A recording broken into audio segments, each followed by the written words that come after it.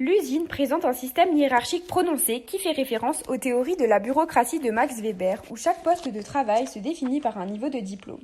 Franck occupe ainsi une place au sein de l'équipe des ressources humaines suite à ses études, de même que la direction, tandis que les ouvriers occupent un poste en raison de leur rang social.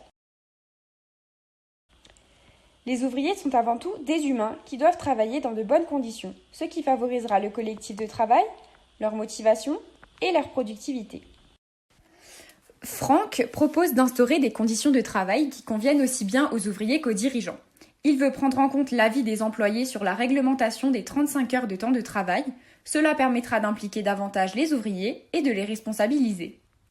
Cette vision s'inspire de la théorie des relations humaines d'Elton Mayo pour améliorer la communication et montrer aux ouvriers qu'ils ont une place dans les décisions. Au sein de l'organisation qu'est l'usine, le statut social diffère.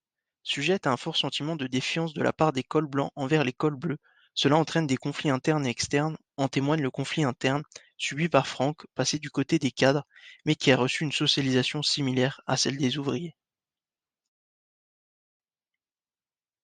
Au sein d'une organisation où le régime autoritaire est roi, les rares échanges et les simples tâches répétitives deviennent des échappatoires.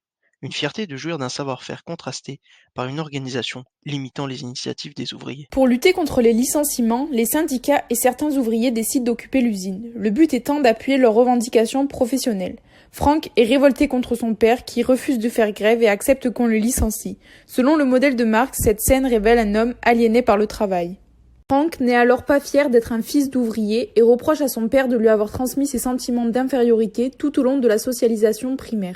Franck souhaite intégrer un groupe de référence, les cadres, en internalisant les normes et les valeurs. Un réel conflit entre les différents systèmes de valeurs qui lui ont été transmis a émergé. Les ouvriers ont ainsi pensé l'organisation comme ils ne l'ont jamais pensé auparavant.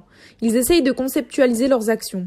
Ils ont pris connaissance des intentions des cadres, pourtant dénoncées par les syndicats, pour qu'une minorité agissante se forme afin de remettre en question le modèle majoritaire. Une âme collective s'est ainsi élevée.